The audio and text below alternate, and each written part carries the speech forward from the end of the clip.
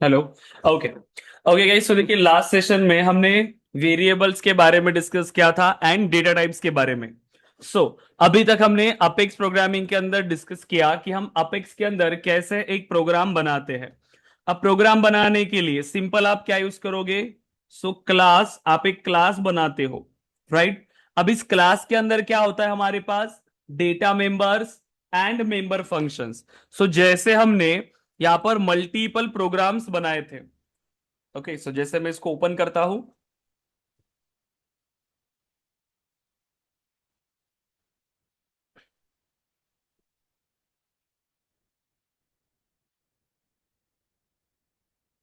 Open resource, हमने कुछ classes बनाए थे यहां पर कल।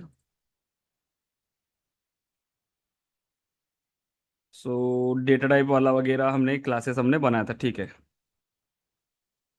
अब देखो, हमने जैसे एक क्लास बनाया था।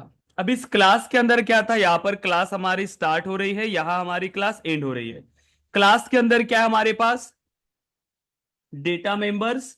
ये हमने बनाई प्रॉपर्टी, जो डेटा हमें चाहिए था उस ऑब्जेक्ट से रिलेटेड, वो सभी डेटा हमने बनाए। इसके लिए हमने समझा कीवर्ड का मतलब क्या होता है, डेटा टाइप का मतलब क्या है, वेरिएबल क्या होता है, ऑपरेटर्स क्या है, लिटरल्स क्या है, एंड आइडेंटिफायर के बारे में भी हमने डिस्कस किया था। मतलब वेरिएबल पार्ट तक हम लोग क्लियर है। अब इसके बाद हम यहां पर बनाते हैं क्लास के अंदर मेथड। ये इस तरीके से मेथड हमने इंप्लीमेंट किया। इस मेथड का काम क्या है, क्यों हम इस मेथड को इंप्लीमेंट करते हैं? मेथड क्या है देखो। प्रोग्रामिंग के अंदर मेथड क्या होता है? मेथड एक ब्लॉक ऑफ कोड है, सिंपल ब्लॉक ऑफ कोड, जहां पे हम अपना बिजनेस लॉजिक इंप्लीमेंट करते हैं। Method is a block of code where we write our business logic, our business logic. Method के अंदर हम अपना मेन लॉजिक इंप्लीमेंट करते हैं, हमारी फंक्शनैलिटी इंप्लीमेंट करते हैं। मेथड का वही काम है, एक ब्लॉक है, एक ब्लॉक ऑफ कोड है जहां पर हमारा लॉजिक हम इंप्लीमेंट करते हैं।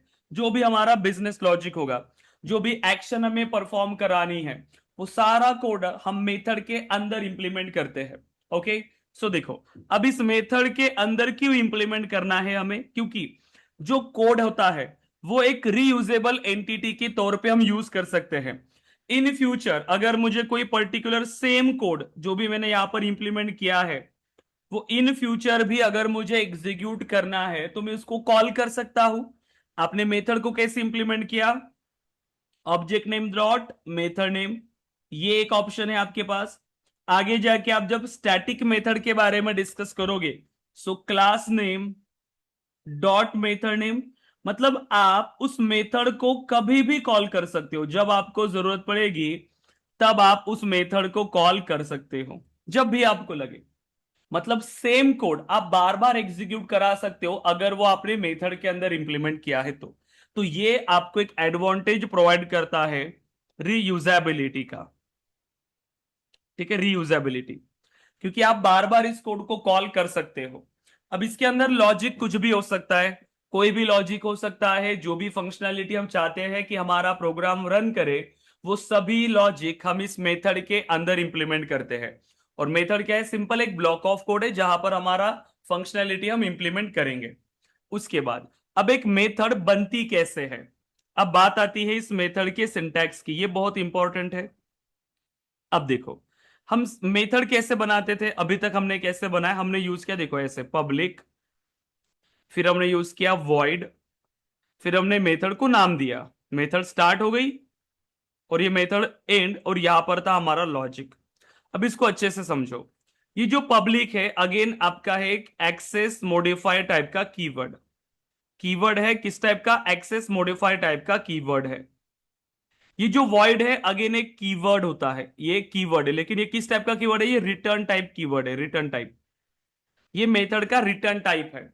अब जो M1 आपने नाम दिया, ये है आपके मेथड का नाम, ये है मेथड नेम। ठीक है, मेथड नेम। और ये जो आपका ब्रैकेट दिख रहा है यहां पर, जो पैरेंथेसिस है, इसमें हम पास करते हैं पैरामीटर्स। इसमें हम मेथड को पैरामीटर पास कर सकते हैं। और यहां से आपकी मेथड स्टार्ट हो रही है और यहां पर आपकी मेथड एंड हो गई। तो ये सब अब आपको इसके अंदर प्रोवाइड करने हैं। अब मेथड को बनाने के लिए ये जो रिटर्न टाइप है ये मैंडेटरी है।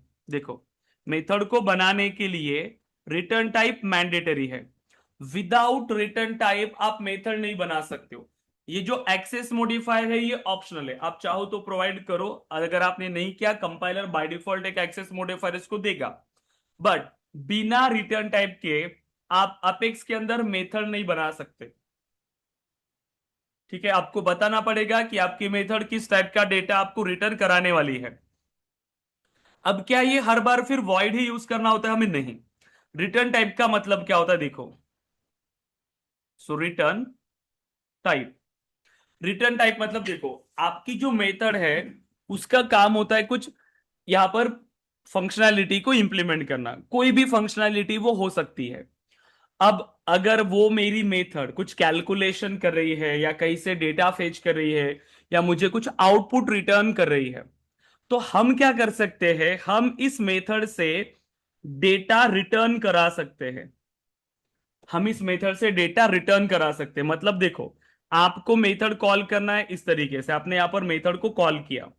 अब उस मेथड को कॉल करने के बाद अगर वो मेरी मेथड किसी टाइप का डेटा रिटर्न कर रही है तो हम उस डेटा को एक्सेप्ट कर सकते हैं। मतलब उस मेथड के अंदर जब आपने वो फंक्शनैलिटी इंप्लीमेंट किया, उसी टाइम आपको ये बताना होता है कि आपकी मेथड वैल्यू रिटर्न करने वाली है या वैल्यू रिटर्न नहीं करने वाली। दोनों पॉसिबिलिटी है, एक तो वैल्यू रिटर्न होगी या तो वैल्यू रिटर्न नहीं होगी। लेकिन रिटर्न टाइप मैंडेटरी होगा, ठीक है, रिटर्न टाइप देना जरूरी है। अब वो क्या रिटर्न कर रही है उसी हिसाब से आपको ये डेटा टाइप मतलब रिटर्न टाइप प्रोवाइड करना पड़ेगा। क्या रिटर्न कर रही है देखो, तो वो क्या रिटर्न कर सकती है रिटर्न टाइप में? एक तो डेटा रिटर्न कर सकती है, दूसरा वो कुछ भी वैल्यू रिटर्न नहीं कर सकती है। No return, no return data, मतलब कोई भी डेटा वो रिटर्न नहीं कर रही है। ये दो ही पॉसिबिलिटीज हो सकती है, एक तो मेथड डेटा रिटर्न कर रही है या तो डेटा रिटर्न नहीं कर रही है। अब अगर डेटा रिटर्न कर रही है तो डेटा किस टाइप का है हमारे पास? सभी डेटा टाइप्स हमने डिस्कस किया, यस और नो? वो सभी टाइप का डेटा रिटर्न करा सकती है, सभी टाइप का डेटा। तो रिटर्न टाइप की जगह पर क्या आएगा आपका? Data type. किस टाइप का डेटा आपकी मेथड रिटर्न कर रही है? वो इंटीजर वैल्यू रिटर्न कर सकती है, वो बुलियन वैल्यू रिटर्न कर सकती है, वो स्ट्रिंग डेटा रिटर्न कर सकती है, वो लिस्ट रिटर्न कर सकती है, सेट रिटर्न कर सकती है, मैप, अकाउंट टाइप, कोई भी डेटा। जितने डेटा टाइप हमने डिस्कस किए उसमें से किसी भी टाइप के डेटा को आपकी मेथड डेटा रिटर्न करा सकती है। बट अगर आपकी मेथड कोई भी डेटा रिटर्न नहीं कर रही है, कोई भी वैल्यू रिटर्न नहीं हो रही है उससे, तो आप वो क्या लिखोगे? वॉइड। इसीलिए आप देखो, अभी तक हमने जो मेथड यहां पर बनाई, अभी तक हमने जितनी भी मेथड बनाई, क्या हमने उन मेथड से कोई वैल्यू रिटर्न करवाया था? नहीं। क्या इस मेथड से कोई वैल्यू रिटर्न करवा रहे हैं? नहीं। इसका काम क्या है? जब आप इसको कॉल करोगे ये सिर्फ आपको वैल्यू एग्जीक्यूट करके देगा। बट डेटा रिटर्न हो रहा है क्या? नहीं। डेटा रिटर्न कैसे होता है? यहां पर एक रिटर्न स्टेटमेंट आता है आपके पास, ऐसे एक रिटर्न स्टेटमेंट होता है, और फिर वहां से आप डेटा को रिटर्न कराते हो। जो भी आपका आउटपुट होगा वो डेटा आप यहां से रिटर्न कराओगे। अब अगर मैं 10 रिटर्न कर रहा हूं, मतलब क्या हो गई कि मेरी मेथड एक इंटीजर टाइप का डेटा रिटर्न करवाने वाली है। तो अभी अगर मैं ऐसे लिखूंगा तो ये मुझे एरर देगा। क्यों? क्योंकि आपने क्या कहा कि मेथड रिटर्न कर रही है। बट ऐसे रिटर्न करने से काम चलता है क्या? नहीं। आप जब मेथड बनाते हो तब आपको इस रिटर्न टाइप में भी तो बताना पड़ेगा कि मेथड रिटर्न करने वाली है। क्या रिटर्न करने वाली है? इंटीजर टाइप का डेटा रिटर्न करने वाली। देखो, तब जाके ये सेव होगा। क्योंकि ये जो रिटर्न स्टेटमेंट आप कब यूज करोगे? जब यहां पर वैल्यू रिटर्न हो रही है। लेकिन अगर वो वॉइड है, वॉइड है मतलब वो मेथड किसी भी टाइप का डेटा रिटर्न नहीं कर रही है। अब अगर डेटा रिटर्न ही नहीं कर रही है, आपने बताया कि हमारी मेथड कोई डेटा रिटर्न नहीं कर रही है, तो यहां से रिटर्न क्यों करा रहे हो फिर? तो ये भी स्टेटमेंट उसको नहीं चाहिए। तो इस तरीके से हमें मेथड प्रोवाइड करना पड़ता है कि आपकी फंक्शनैलिटी क्या है, आपको वैल्यू रिटर्न करानी है या वैल्यू रिटर्न नहीं करानी। अब जब आपने मेथड बनाया उसी टाइम पर आपने उसको बोला कि मैं यहां से इंटीजर वैल्यू रिटर्न करने वाला हूं या स्ट्रिंग वैल्यू रिटर्न करने वाला हूं, तो आपको सबसे लास्ट में मेथड के अंदर आपको डेटा रिटर्न कराना भी पड़ेगा। क्योंकि आपने मेथड के अंदर बताया है कि मैं डेटा रिटर्न कराने वाला हूं। तो वो डेटा आपको रिटर्न कराना पड़ता है। तो ये होता है मेथड का रिटर्न टाइप, बहुत जरूरी है। बहुत सारे लोगों को ये चीजें पता ही नहीं होती, क्यों वर्ड यूज कर रहे हैं, क्यों वो डेटा रिटर्न करना है, क्यों हमें एरर आता है। ये सारी चीजें हमें पता होनी चाहिए, बेसिक चीजें हैं ये, ठीक है। अब देखो, सो अब अगर मैं यहां पर मेथड बना रहा हूं, कैसे बनाते हैं, एक्सेस मॉडिफायर। सबसे पहले क्या प्रोवाइड करना है, एक्सेस मॉडिफायर। मैंडेटरी है कि एक्सेस मॉडिफायर प्रोवाइड करना, नहीं, ये ऑप्शनल है, चाहो तो प्रोवाइड करो, अदरवाइज कोई इशू नहीं है।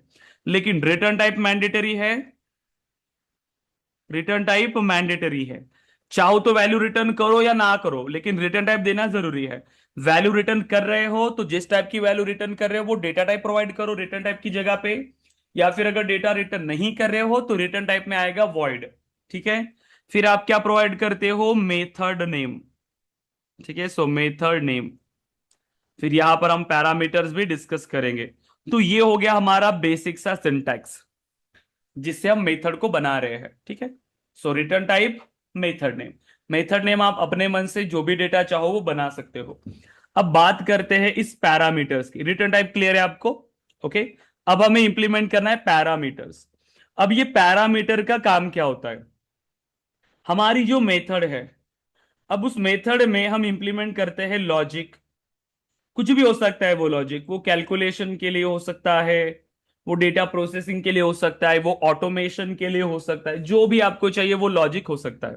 बट उस मेथड को अपना काम करने के लिए, उस मेथड को अपना काम करने के लिए हो सकता है कि कुछ डेटा की नीड हो, कुछ डेटा की नीड हो। तो आप ऐसी मेथड में डेटा को एक्सेप्ट करा सकते हैं। सो पैरामीटर्स में आप ऐसे पैरामीटर्स को एक्सेप्ट करेंगे, जो भी डेटा होगा। जैसे मुझे चाहिए कि एक इंटीजर ए, ठीक है, मैंने कहा फिर एक स्ट्रिंग बी। तो ऐसे दो टाइप का डेटा अब आपकी मेथड एक्सेप्ट कर रही है। कौन सा डेटा, एक है इंटीजर ए, दूसरा है स्ट्रिंग बी। अब आपकी मेथड को काम करने के लिए ये दो डेटा मैंडेटरी हो गए। अब ये दो डेटा उसको मैंडेटरी हो गए। तो जब आप इस मेथड को कॉल करोगे, अब ये डेटा उसको पास करना जरूरी है। अब जैसे नॉर्मल मेथड थी तो आप कैसे कॉल कॉल करते थे इसको, ऑब्जेक्ट डॉट M1, और कोई भी डेटा आपने उसको पास नहीं किया। बट अब अगर आपकी मेथड कोई डेटा एक्सेप्ट कर रही है तो यहां से आपको डेटा भी पास करना पड़ेगा। जिस टाइप का डेटा वो एक्सेप्ट कर रही है उसी टाइप का डेटा आपको उसे पास करना पड़ेगा, और सेम सीक्वेंस में। पहले वो इंटीजर का डेटा एक्सेप्ट कर रही है तो पहली वैल्यू इंटीजर ही होगी। दूसरा वो स्ट्रिंग एक्सेप्ट करिए तो दूसरी वैल्यू स्ट्रिंग होनी चाहिए। ऐसा नहीं चलेगा कि पहले स्ट्रिंग पास किया बाद में इंटीजर पास किया, नहीं, वो आपको एरर देगा, क्योंकि उसको समझ में ही नहीं आएगा कि आपने उसमें कैसे डेटा पास किया। क्योंकि जिस तरीके से आपने मेथड को बनाया है उसी तरीके से आपको उसे कॉल भी करना पड़ेगा। इसीलिए मेथड बहुत जरूरी है। और मैं बार बार कह रहा था कि प्लीज सेशन मिस मत करना, बट फिर भी आज स्टूडेंट अब्सेंट है, ओके। क्योंकि ये इंपॉर्टेंट पार्ट है गाइस, प्रोग्रामिंग एक ही बार में आपको अच्छे से समझ में आनी चाहिए, राइट। इसको बार बार आप फिर ऐसे देख के नहीं कर सकते हो। और आगे जाके जब हम डेवलपमेंट डिस्कस करेंगे तो यही कंसेप्ट तो आपको काम में आएगा। ये पूरा आपकी आगे की पूरा प्रोफेशनल जर्नी आपकी इसी पार्ट पे डिपेंडेंट है कि प्रोग्रामिंग स्किल्स आपकी कैसी है। अगर यही से अगर आपका फाउंडेशन स्ट्रांग नहीं है तो आगे जाके आपको प्रॉब्लम हो सकती है। तो प्रैक्टिस अच्छे से करना, जो भी क्लास के अंदर हम डिस्कस कर रहे हैं उसको रिवाइज करना, प्रैक्टिस करना, और उसका टास्क ग्रुप पे शेयर करना है आपको, ठीक है। अब तो इस तरीके से डेटा है तो आपको ये पास करना पड़ेगा।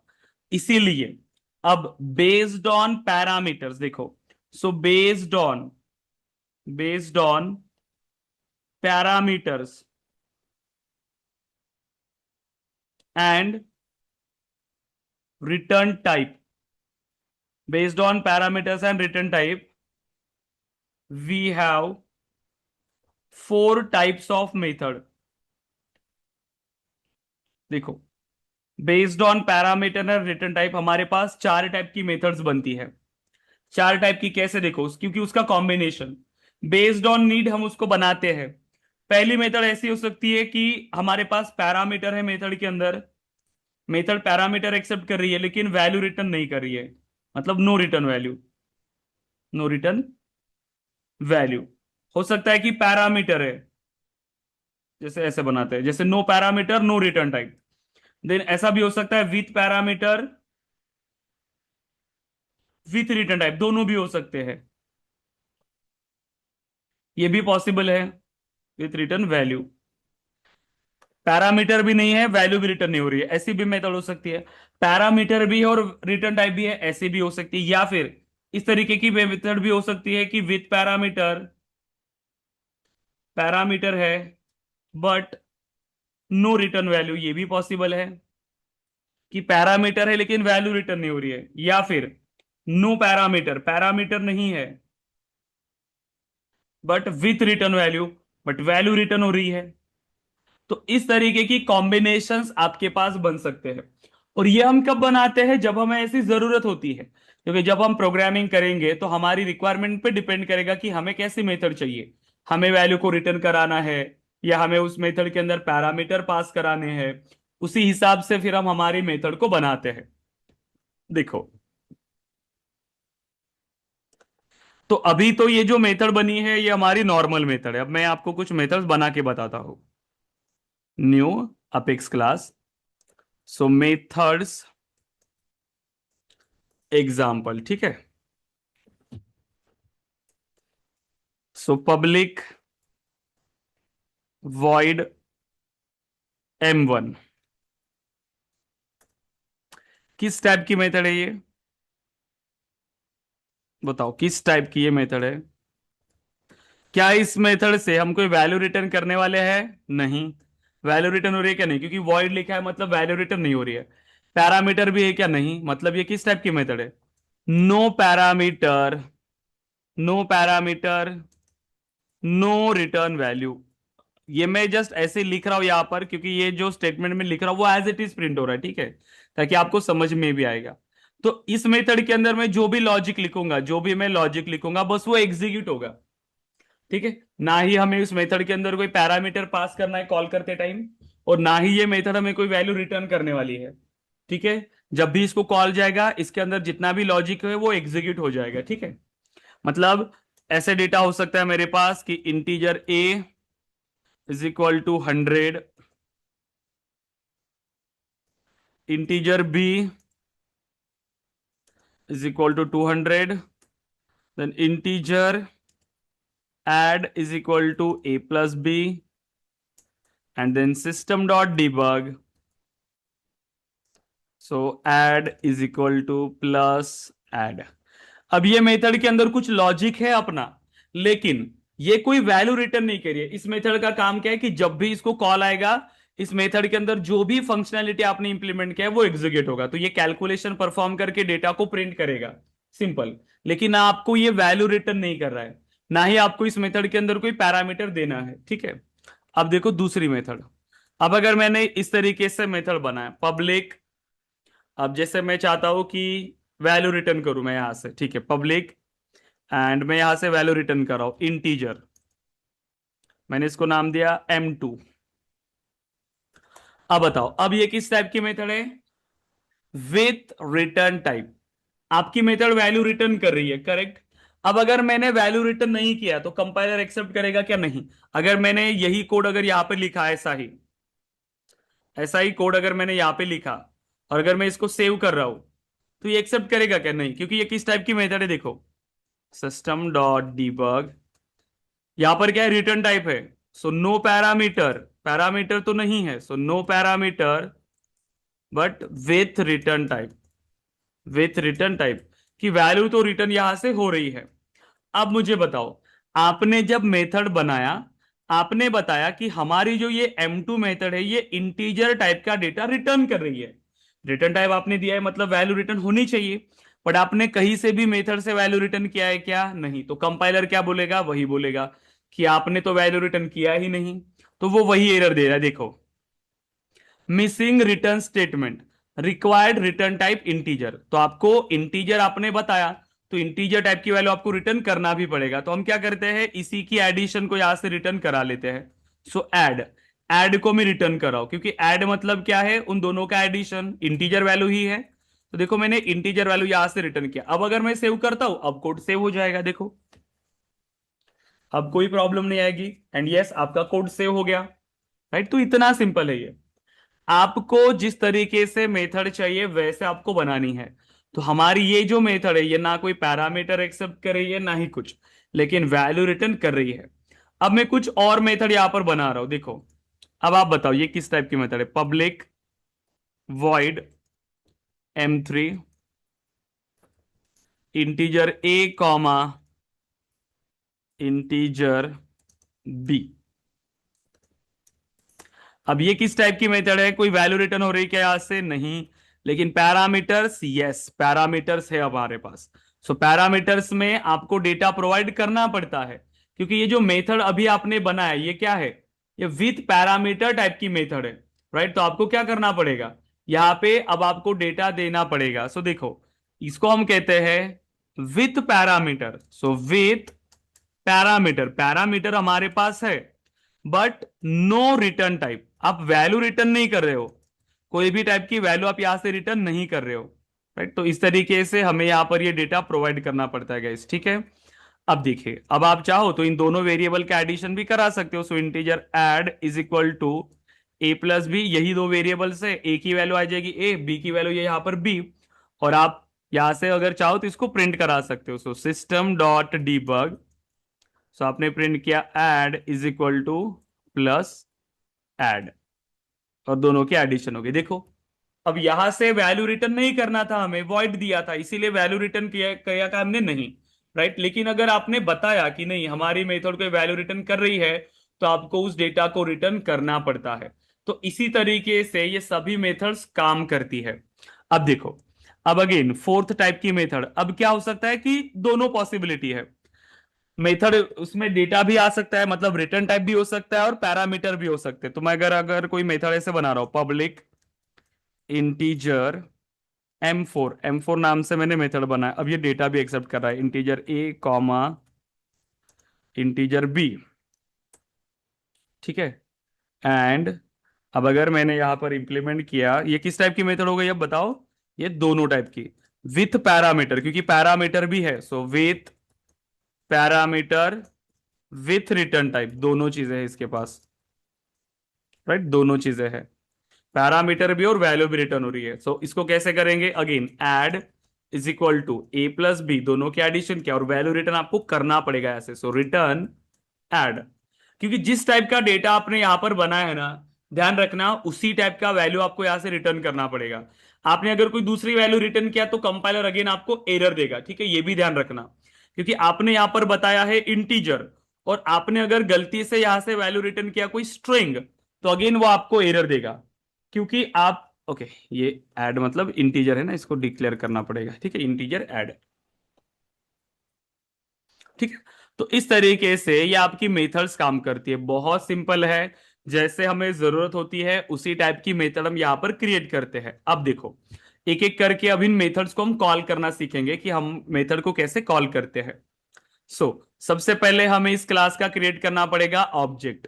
तो बना लेते हैं, मैं इस कोड को यहां से रिमूव कर देता हूं, ठीक है।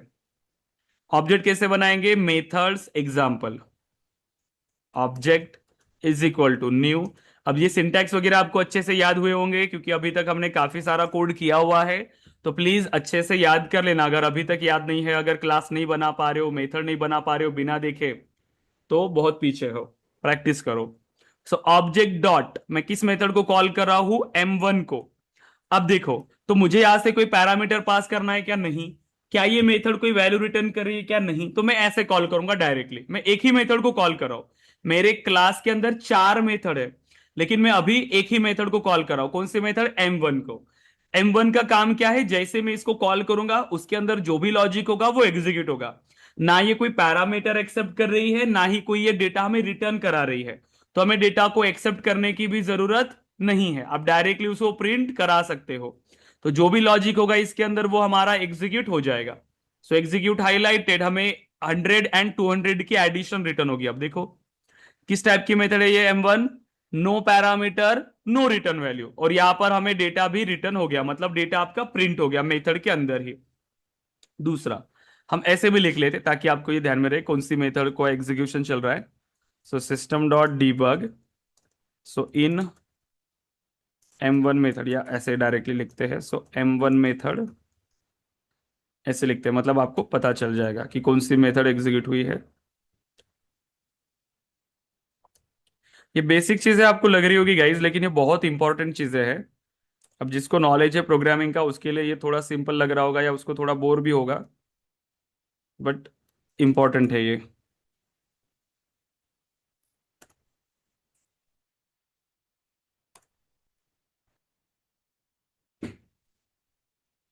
ठीक है, अब देखो, तो ये सारी चीजें हमने कर लिया अभी अच्छे से।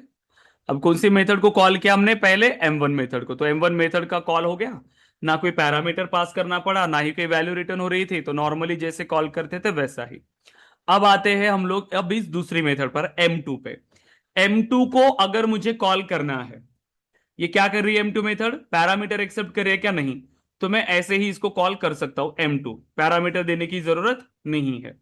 लेकिन आपकी ये जो मेथड है ये आपको डेटा रिटर्न करने वाली है। देखो इसके अंदर जो लॉजिक है, जो डिबग स्टेटमेंट है, वो तो प्रिंट होगा ही, लेकिन जो कुछ वैल्यू है, कुछ डेटा है, वो तो आपको मिल रहा है ना, यहां पर जहां से आप कॉल कर रहे हो वहां पे वो डेटा आपको रिटर्न मिलता है। यहां से जो डेटा ये रिटर्न हो रहा है ना, तो ये आपको यहां मिलेगा।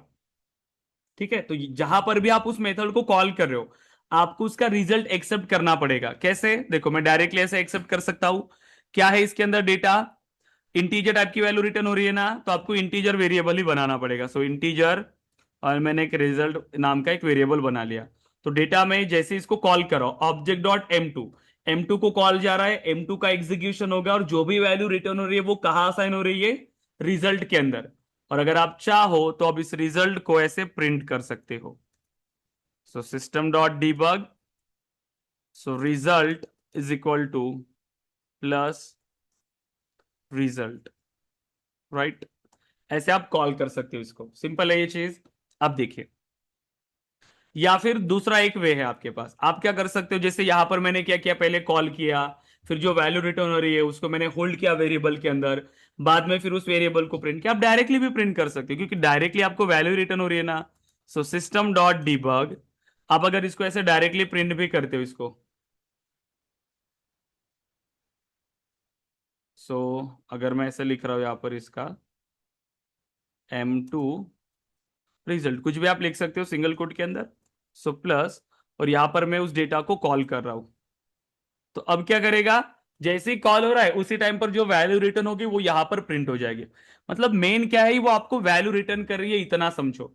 एक तो आप उसको वेरिएबल में फिर स्टोर कराओ, या जहां पर यूज करना है आप ऐसे डायरेक्टली यूज करो, तो इसकी जगह पर आपको क्या मिलेगा, उस मेथड का वैल्यू रिटर्न किया हुआ डेटा। जो भी डेटा वो मेथड रिटर्न करिए वो डेटा यहां पर आपको मिलेगा। ऑब्जेक्ट डॉट M2 में जो भी डेटा कैलकुलेशन हो रहा है वही डेटा आपको यहां पर मिलेगा, राइट। अब देखो, अब मैं दोनों को एग्जीक्यूट कर रहा हूं, तो मेथड को कितनी बार कॉल कर रहे हो आप, दो बार कॉल कर रहे हैं।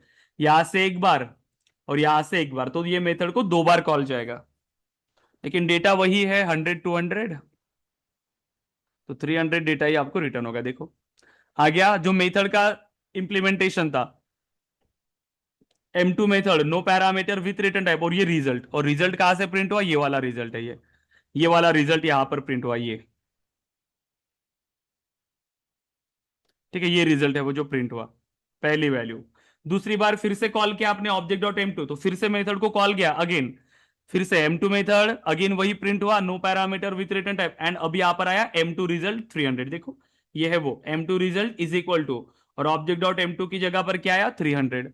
तो इस तरीके से ये मेथड्स रन होने वाली है। क्लियर है यहां तक।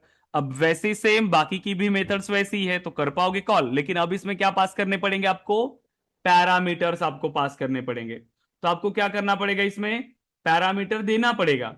तो अब आप बताओ कैसे पास करोगे पैरामीटर। हम्म, अब आप पैरामीटर कैसे पास करोगे, सिंपल, क्या हम इस कोड को अभी कमेंट करके रखें ताकि आगे जाके आपको समझ में आएगा अच्छे से। ठीक है, तो मैं इसको कमेंट कर रहा हूं इस लाइन को। ठीक है, अब मैं कॉल करता हूं, पहले हमने कॉल किया था M1 को, तो वो भी आपका यहां पर मैं रखता हूं कोड, ताकि जब आप प्रैक्टिस करोगे तो ये कोड आपके सामने रहेगा। ठीक है, ये है मेथड M1 को कॉल करने का। अब हम कॉल करते हैं M3 मेथड को। अब आप मुझे बताओ, ये है हमारी M3 मेथड, कोई रिटर्न हो रही है क्या, वैल्यू नहीं, लेकिन पैरामीटर एक्सेप्ट हो रहे हैं, तो वैल्यू रिटर्न नहीं हो रही है, मतलब ऐसे एक्सेप्ट करने की आपको जरूरत नहीं है। लेकिन पैरामीटर तो आपको पास करना पड़ेगा। अगर मैं ऐसे कॉल कर रहा हूं ऑब्जेक्ट डॉट M3, अब मुझे बताओ तो क्या इस M3 को कॉल जाएगा? क्या इस M3 को कॉल जाएगा? नहीं। कंपाइलर उसको समझ में ही नहीं आएगा कि आप कौन से M3 को कॉल कर रहे हो, क्योंकि इस M3 को कॉल कर रहे हो अगर आप, तो डेटा तो देना पड़ेगा। अगर डेटा नहीं दिया तो वो आपको एरर देगा। यस, हमें ऐसे ही डेटा उसमें पास करना पड़ेगा। करेक्ट। सो कॉमा सेपरेटेड वैल्यू हमें पास करना पड़ेगा। दोनों इंटीजर वैल्यू है तो इंटीजर, जैसे मैं पास करो यहां पर 10 कॉमा, फिर मैंने पास किया यहां पर जैसे कि 50, तो मैंने अब ये डेटा पास किया। अब ये राइट वे है उसको डेटा देने का। अब वैल्यू रिटर्न नहीं हो रही है, वॉइड है, इसी के अंदर डेटा प्रिंट कर रहे हो आप लोग, तो ऐसे एक्सेप्ट करने की जरूरत आपको नहीं है, क्योंकि एक्सेप्ट करो भी तो भी डेटा आपको रिटर्न नहीं हो रहा है। राइट। तो फिर से कॉल करो। तो इसका काम क्या है? सिर्फ जो भी डेटा आपने उसको प्रोवाइड किया उसका कैलकुलेशन करके उसका एडिशन परफॉर्म करना। Execute highlighted, debug only, and देखो आ गया प्रॉपर 60, 10 + 50। राइट। तो इस तरीके से ये मेथड आपकी काम करती है। ओके। अब लास्ट मेथड को कैसे कॉल करेंगे? अगेन अब वैसे ही सेम पैरामीटर भी है उस मेथड के अंदर और वैल्यू भी रिटर्न हो रही है, तो यही सेम तरीका है, ऐसे ही कॉल करना पड़ेगा। तो अगेन फिर से इसको क्या करते हैं, कमेंट। एक साथ में इसीलिए कॉल नहीं कर रहा हूं सभी मेथड को, क्योंकि आप कंफ्यूज हो जाओगे बार बार, इसीलिए मैं कमेंट करके रख रहा हूं। लेकिन आप एक साथ भी सभी मेथड को कॉल करा सकते हो, कोई प्रॉब्लम नहीं है। अब मुझे दूसरी मेथड को कॉल करना है, सो ऑब्जेक्ट डॉट M4।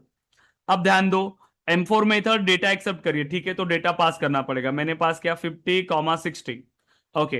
अब मुझे पता है कि ये मेथड तो डेटा भी रिटर्न कर रही है, तो वो तो आपको एक्सेप्ट करना पड़ेगा अगेन। तो आप इसको कहीं पे ऐसे स्टोर करा सकते हो, सो इंटीजर, सो result 1, ऐसे नाम दे देते हैं इसको। और अब इस result 1 को अगेन प्रिंट करते हैं, सो सिस्टम डॉट डीबग, और इस result 1 को करते हैं print, is equal two plus result 1। आ गया प्रॉपर। अब फिर से इस कोड को एग्जीक्यूट करते हैं और हमें दोनों का एडिशन मिल जाएगा। राइट। तो इस तरीके से हमें मेथड को कॉल करना पड़ता है कि हमारी मेथड किस टाइप की है। जिस टाइप की मेथड है उसी तरीके से आपको उसे कॉल करना पड़ेगा, उसी तरीके से आपको उसको एग्जीक्यूट करना पड़ेगा। ये फ्लो समझना बहुत जरूरी है गाइस। आप बिलीव नहीं करोगे, बहुत सारे लोग जो अभी इंडस्ट्री में भी है, जो अभी 1 साल तक के एक्सपीरियंस लेवल पे काम कर रहे हैं, वो बहुत स्ट्रगल कर रहे हैं इन बेसिक चीजों के लिए। जब वो, क्योंकि मेरे पास कॉल्स आते हैं, मुझे हेल्प करना पड़ता है स्टूडेंट्स की जो ऑलरेडी मेरे कॉन्टैक्ट्स में है, जिन्होंने मतलब सपोर्ट के लिए भी हमें कांटेक्ट करते हैं स्टूडेंट्स, डाउट्स के लिए भी कांटेक्ट करते हैं, जिन्होंने ऑलरेडी कहीं से ट्रेनिंग लिया हुआ होता है वो। लेकिन हमारे स्टूडेंट्स को ये प्रॉब्लम नहीं आएगी, क्योंकि वो सारे कंसेप्ट उनके यही से क्लियर होते हैं। इसीलिए आपको अच्छे से प्रैक्टिस करना पड़ेगा गाइज। राइट। ताकि एक बार फंडामेंटल्स आपके क्लियर हो गए तो आप कोई भी कोड का फ्लो इजीली समझ सकते हो, कि कैसे कॉल आ रहा है, कैसे कोड का एग्जीक्यूशन हो रहा है, कहाँ से कॉल जा रहा है, कैसे वो डेटा फ्लो हो रहा है, कैसे डेटा पास हो रहा है, सब कुछ आपको अच्छे से समझ में आएगा। ठीक है। तो इतना क्लियर है आप लोग? यस, प्लीज चैट बॉक्स पे बताइए कि ये सभी लॉजिक आपका क्लियर है, और इसका एक स्क्रीनशॉट भी ले लीजिए आप लोग। ठीक है, इसका एक स्क्रीनशॉट ले लीजिए। और इसको कॉल करने का तरीका, इसको मैं कमेंटेड ही रखता हूं, ताकि बस आप उसको यूज करोगे जब आपको जरूरत पड़ेगी। आपके पास ऑप्शन रहेगा, मतलब कौन सा डेटा कैसे कॉल करना है ये आपके पास है इधर। हाँ, इसका स्क्रीनशॉट लेके ग्रुप पे शेयर कर लीजिए।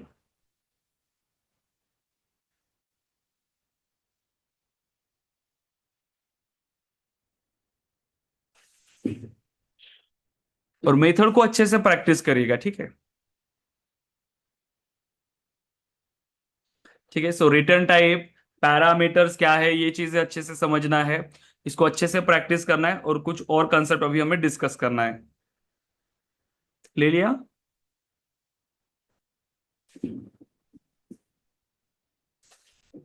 ओके। अब देखिए, अब अब हम आते हैं दूसरे कोड पे। सो इन M1, ठीक है, फिर हमें इन M2, ठीक है, फिर हम है इन M3, एंड फिर है हम इन M4। ठीक है, मैं ऐसे इसको चेंज कर लूंगा वैसे तो। एंड इसके अंदर मैं पास करता हूँ कुछ डेटा पी के वॉइड, और ये है इंटीजर। ठीक है, ज्यादा नहीं, इतनी मेथड्स हम बनाते हैं। बस मुझे आप बताओगे कि आउटपुट क्या आएगा अब। ठीक है, टू 10 जर बी इज इक्वल टू है 20। ठीक है, फिर मैं कर रहा हूँ M2, यहां से मैं M2 को कॉल कर रहा हूँ। ठीक है, समझ जाओ, A, B। ठीक है, सिस्टम डॉट डीबग और M1 and then system dot debug and A is equal to, so plus A, system dot debug, so b is equal to plus b, and then M3 a comma b, and then result add is equal to system dot debug add is equal to plus add system dot debug M2 end। ठीक है,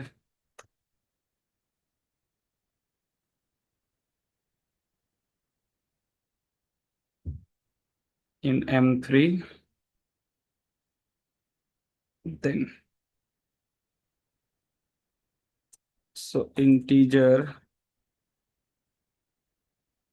add is equal to a plus b, and system dot debug M3 end,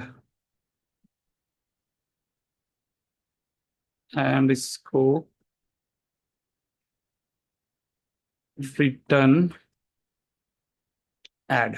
देखो, अब ये है अपना code, और मैं क्या कर रहा हूं, रुक जाओ, क्यों एरर दिया इसने। ओके, यहाँ पर मिसिंग है सेमीकोलन। ठीक है, बाकी जगह पर ओके, इसको कॉल करना है M3 को, और मैं कर रहा हूं ऑब्जेक्ट डॉट M1 को कॉल। अब ये है अपना कोड। अब मुझे बताओ कि इसका आउटपुट क्या आएगा। ओके, ये बाद में समझो, इससे पहले और एक कंसेप्ट देखो, क्योंकि ये अगर आपका यहां पर नहीं हुआ तो मैं, आप इसको होमवर्क भी कर लेना, लेकिन दूसरा लॉजिक समझो अभी। बस मेरे क्वेश्चन का आंसर दो, यहां पर मैं कोड लिख रहा हूं दूसरा। सो मेथड्स एग्जाम्पल 2। देखो, अगर मैं एक क्लास यहां पर बना रहा हूं और मैं यहां पर एक मेथड बना रहा हूं, सो पब्लिक वॉइड M1। ठीक है, अगर मैं उसी नाम से मैं दूसरी मेथड बना रहा हूं, पब्लिक वॉइड M1, तो क्या होगा, कंपाइलर इसे एक्सेप्ट करेगा क्या? कंपाइलर इसे एक्सेप्ट करेगा क्या? क्या मेरे पास एक ही क्लास में सेम नाम से दो मेथड हो सकती है? नहीं। देखो, कंपाइलर ने आपसे पहले जवाब दे दिया, उसने एरर दिया है मुझे। क्या कहेगा वो, कि डुप्लीकेट है ये मेथड, ऑलरेडी डिफाइंड। हमारे इस क्लास के अंदर M1 नाम की मेथड ऑलरेडी डिफाइंड है, आपने ऑलरेडी मेथड बनाया है M1, फिर से आप बना रहे हो, तो ये होगा आपका डुप्लीकेट। तो आपके एक क्लास के अंदर सेम नाम से दो मेथड नहीं हो सकती।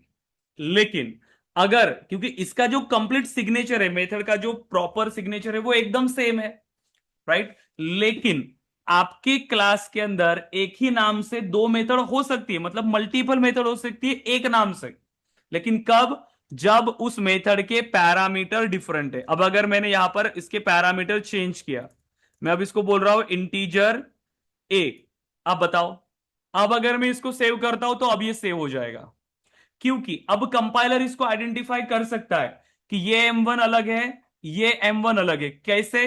क्योंकि जब मैं कॉल करूंगा, अब मैं ये अब कॉल कर रहा हूं यहां से, आप मुझे बताओ मैं कौन सी मेथड को कॉल कर रहा हूं? आप खुद बताओ मैं कौन सी मेथड को कॉल कर रहा हूंगा? पहली M1 मेथड को कॉल जा रहा है या दूसरी वाली M1 मेथड को कॉल जाएगा? अब मैं ऐसे कॉल कर रहा हूं तो ये फर्स्ट M1 मेथड को कॉल कर रहा है, करेक्ट? ये फर्स्ट वाली M1 को कॉल करेगा, क्योंकि देखो यहां पे मैंने बिना पैरामीटर के मेथड को कॉल किया, और ये बिना पैरामीटर की मेथड यही है आपकी, इसीलिए ये इसे कॉल कर रहा है। तो वो आइडेंटिफाई कर सकता है आपके पैरामीटर के बेस्ड पे कि आपने अगर पैरामीटर नहीं दिया है तो ऐसी कौन सी मेथड है मेरे पास, मतलब पैरामीटर नहीं दिया मतलब मैं इस मेथड को कॉल कर रहा हूँ, करेक्ट? तो इस मेथड को कॉल जाएगा। अगर मैंने इस मेथड के अंदर पैरामीटर दिया, अब वो समझ जाएगा कि अब किसको कॉल करना है उसे, इस सेकेंड वाली M2 मेथड को, करेक्ट? क्योंकि अब ये पैरामीटर वाली है। तो इंटरव्यूज में अगर आपको ऐसा क्वेश्चन पूछते हैं कि क्या हमारे पास एक क्लास में सेम नाम से मल्टीपल मेथड हो सकती है, सो यस, हमारे क्लास के अंदर एक ही क्लाम से मल्टीपल मेथड्स हो सकती है अगर उनके पैरामीटर्स डिफरेंट है तो। लेकिन अगर पैरामीटर सेम है तो मेथड उसको, कंपाइलर उसको डुप्लीकेट मेथड का एरर देगा। सेम सिग्नेचर से मल्टीपल मेथड्स नहीं हो सकती है एक ही नाम से, एक ही नाम से हो सकती है अगर पैरामीटर्स उसके डिफरेंट है तो। अगर इंटरव्यू में क्वेश्चन ऐसा आया लेकिन कि आपकी मेथड जो है वो सेम है, मेथड नेम सेम है लेकिन पैरामीटर भी सेम है, सिर्फ रिटर्न टाइप अलग है।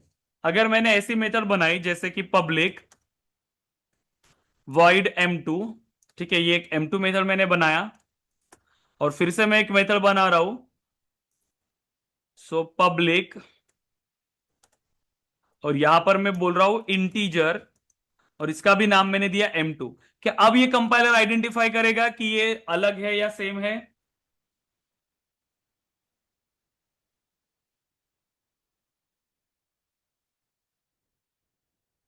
बताओ। तो फिर से, आपसे पहले कंपाइलर ने ही एरर बताया। मेथड टू ऑलरेडी डिफाइंड, क्यों? क्योंकि यहां पर देखो उसके पैरामीटर्स तो बिल्कुल सेम ही हुए ना अभी भी, उसका रिटर्न टाइप भले ही डिफरेंट है, क्योंकि कंपाइलर रिटर्न टाइप के बेस पे उसको आइडेंटिफाई नहीं कर सकता। क्योंकि अगर मैं यहां से कॉल कर रहा हूं, दोनों को कॉल करने का तरीका तो सेम ही होगा ना, ऑब्जेक्ट.m2 में ऐसे ही कॉल करूंगा, तो कंपाइलर यहां पर आइडेंटिफाई नहीं कर सकता है कि मैं इस M2 को कॉल करना चाहता हूं या इस M2 को। इसीलिए मेथड्स डिस्टिंग्विश हो सकती है सिर्फ उनके पैरामीटर के बेस पे, राइट, अदरवाइज नहीं। राइट, कि अगर मैंने यहां पर डिफरेंट उसका रिटर्न टाइप दिया है फिर भी कंपाइलर ये नहीं समझ सकता है कि वो अलग मेथड से। आपके पास मल्टीपल मेथड्स हो सकती है, चाहो तो आप एक ही नाम से मेथड बनाओ, इसको भी बनाओ M1, इसके पैरामीटर फिर आप अलग दो तो भी उसके लिए डिफरेंट मेथड है, integer a comma integer B, तो ये भी उसके लिए डिफरेंट मेथड हो गई। मैं फिर से अगर ये भी M1 ही मेथड दे रहा हूं, अगर इसके भी पैरामीटर डिफरेंट है, integer a comma string S, तो भी ये चारों मेथड कंपाइलर के लिए डिफरेंट हो गई। क्यों? क्योंकि इनको कॉल करने के लिए आपको डिफरेंट पैरामीटर्स देने पड़ रहे हैं। क्योंकि यहां पर मैंने वॉइड ही रखो, ठीक है। तो वो सिर्फ पैरामीटर के बेस्ड पे आइडेंटिफाई कर सकता है। तो जैसे जैसे डिफरेंट पैरामीटर्स है, मतलब कंपाइलर के लिए ये डिफरेंट मेथड है, चाहे भले ही उसका नाम सेम ही क्यों ना हो, लेकिन उन सभी को कॉल करने के लिए आपको डिफरेंट डिफरेंट टाइप का ही डेटा देना पड़ रहा है। तो इसका भी एक स्क्रीनशॉट लो ताकि आपको इसके बारे में आइडिया रहे कि ये भी पॉसिबल है। इसका स्क्रीनशॉट ले लीजिए आप।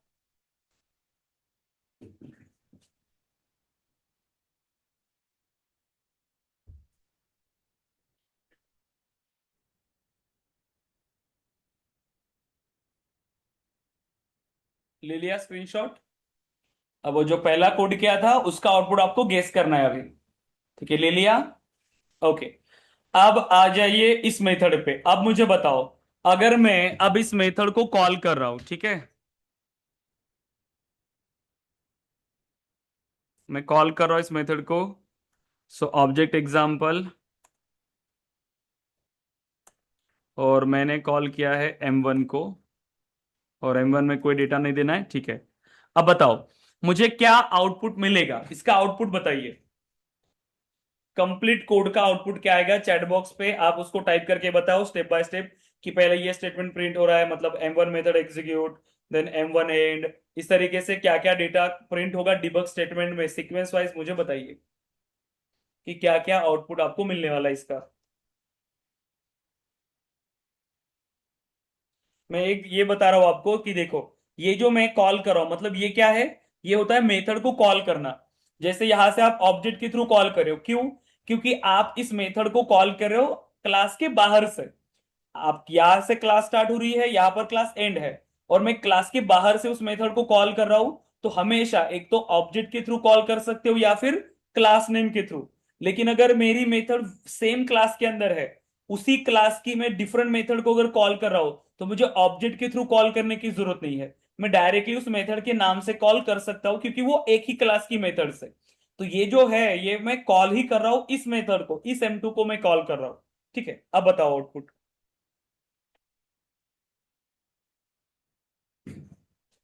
ओके, एक बस एक ही M1 method.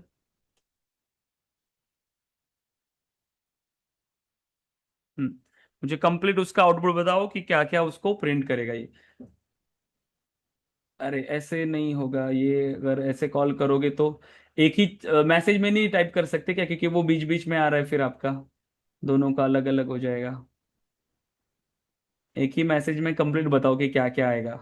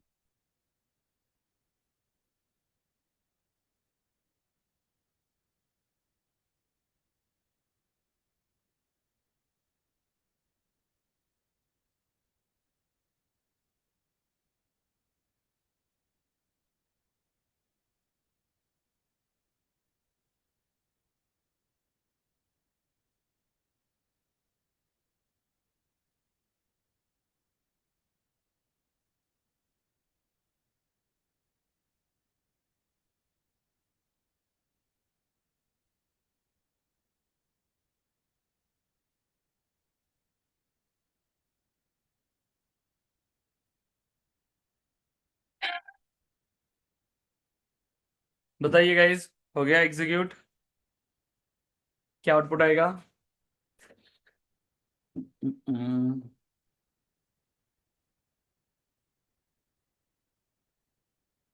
M1 method, M2 method, okay. M2 AB, M3 method. हम्म।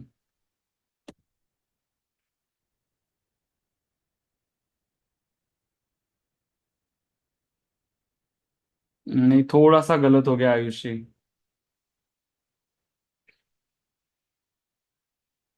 आपकी M2 मेथड एंड ही नहीं हुई।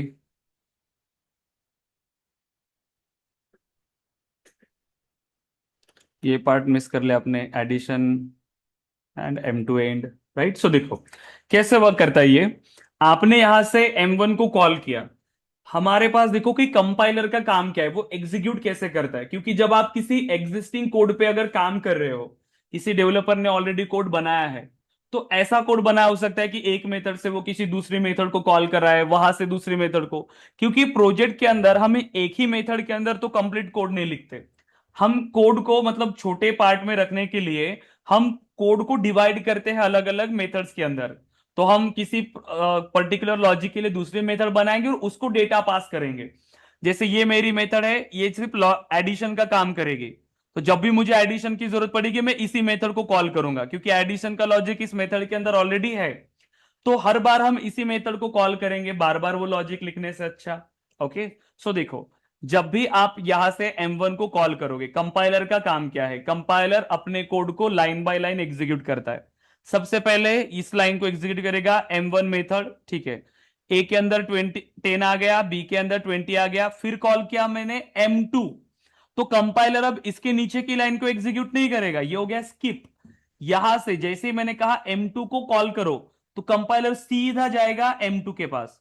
अब यहां से उसका पार्ट बचा हुआ है, ठीक है, उसका ये पेंडिंग पार्ट बचा हुआ है।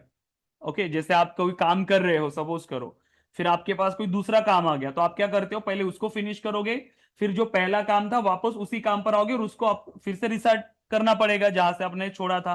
वैसा ही कंपाइलर का काम है। यहां से उसने अपना एग्जीक्यूशन स्टार्ट किया था, बट आपने बीच में उसको बोला कि M2 को कॉल करो, तो M1 का एग्जीक्यूशन छोड़ के वो M2 के पास गया। फिर जब M2 का काम खत्म होगा वो वापस यहीं पे आएगा। ऐसे ही कंपाइलर काम करता है। तो M1 मेथड प्रिंट हो गया, फिर काम कॉल किया M2 को, फिर कहा गया M2 के पास, फिर प्रिंट करेगा M2 मेथड। ए की वैल्यू आएगी 10, बी की वैल्यू आ गई 20। फिर क्या हो रहा है, अगेन M3 को कॉल जा रहा है, तो यहां से फिर से गया M3 के पास, फिर M3 का कंप्लीट एग्जीक्यूशन करेगा, वापस यहीं पे आएगा। फिर आ गया यहां पर M3 मेथड प्रिंट करेगा, M3 मेथड एंड, ठीक है। यहां से वैल्यू रिटर्न हो गई, M3 का एग्जीक्यूशन फिनिश हुआ, कहां से कॉल गया था उसको, वापस वहीं पर आ गया, ठीक है। इस लाइन से फिर नेक्स्ट लाइन में आ गया, नेक्स्ट लाइन में फिर प्रिंट करेगा दोनों का एडिशन। फिर क्या करेगा, M2 एंड। ओके, तो M2 का एग्जीक्यूशन कंप्लीट, कहां से कॉल आया था M2 को, वापस वहीं पे जाएगा, M2 का एग्जीक्यूशन कंप्लीट हुआ, next line, then M1 end. अब M1 का भी एग्जीक्यूशन कंप्लीट हो गया। इस तरीके से इसका आउटपुट आता है। इसको हम कहते हैं मेथड चेनिंग, राइट, जॉब चेनिंग या मेथड चेनिंग। एक मेथड से दूसरी मेथड को कॉल करना, वो किसी और मेथड को कॉल कर रही है, राइट। तो ये तो हो गया with in a class, right. आगे जाके हमें ऐसे भी जरूरत पड़ती है कि एक क्लास से आप किसी दूसरे क्लास की मेथड को कॉल कर रहे हो, मल्टीपल क्लासेस होंगी, क्योंकि एक प्रोजेक्ट कैसे बनेगा, मल्टीपल प्रोग्राम से एक प्रोजेक्ट बनता है। तो एक क्लास से आपको ऐसी भी जरूरत पड़ेगी कि आप किसी दूसरी क्लास की मेथड को कॉल कर रहे हो, राइट। तो ऐसे ही हमें प्रोजेक्ट पे काम करना पड़ता है। तो सिंपल कंसेप्ट है लेकिन इंपॉर्टेंट है। तो इसका स्क्रीनशॉट ले लीजिए कोड का और इसे भी ग्रुप पे शेयर करिए और प्रैक्टिस करिए अच्छे से। और कल हम अगेन स्टार्ट करेंगे, कल तो संडे है। सो मंडे को अब हम मेथड के अंदर हमें क्या क्या चीजें इंप्लीमेंट करना होता है, मतलब कंडीशनल स्टेटमेंट, कि अब मेथड के अंदर हम कैसे लॉजिक बनाते हैं, कैसे कोई कॉम्प्लेक्स लॉजिक इंप्लीमेंट करते हैं, सेम लॉजिक को कैसे बार बार एग्जीक्यूट करते हैं। तो कंडीशनल स्टेटमेंट डिस्कस करेंगे, लूपिंग स्टेटमेंट डिस्कस करेंगे, एंड उसके बाद फिर हम आएंगे अपने कलेक्शन पार्ट पे। देन कलेक्शन पार्ट को डिस्कस करेंगे। उसके बाद आते हैं हमारे पास आपका बहुत सारी चीजें हैं, क्योंकि इसमें हम डेटाबेस वाला भी कंसेप्ट इंप्लीमेंट करेंगे। क्वेरी को हमें इंप्लीमेंट करना पड़ेगा, डेटाबेस के साथ इंटरेक्ट करना पड़ेगा, हमें उसके अंदर अगेन डिस्कस करना पड़ेगा एक्सेप्शन हैंडलिंग, फिर ऑब्जेक्ट ओरिएंटेड प्रोग्रामिंग के कंसेप्ट। ये सारी चीजें हम यहाँ पे डिस्कस करते हैं। सो प्लीज इसका स्क्रीनशॉट लेके प्रैक्टिस करिए, ठीक है। एटलीस्ट जो हम क्लास के अंदर डिस्कस कर रहे हैं ना, उतना तो भी आपको अपने ऑर्ग में इंप्लीमेंट करना ही है, ठीक है। अपने एंड से नहीं भी कर रहे हो कोई ज्यादा चीजें तो भी ठीक है, लेकिन जो क्लास के अंदर डिस्कस हो रहा है उसको तो भी प्रैक्टिस करो अच्छे से एक बार तो भी, ठीक है।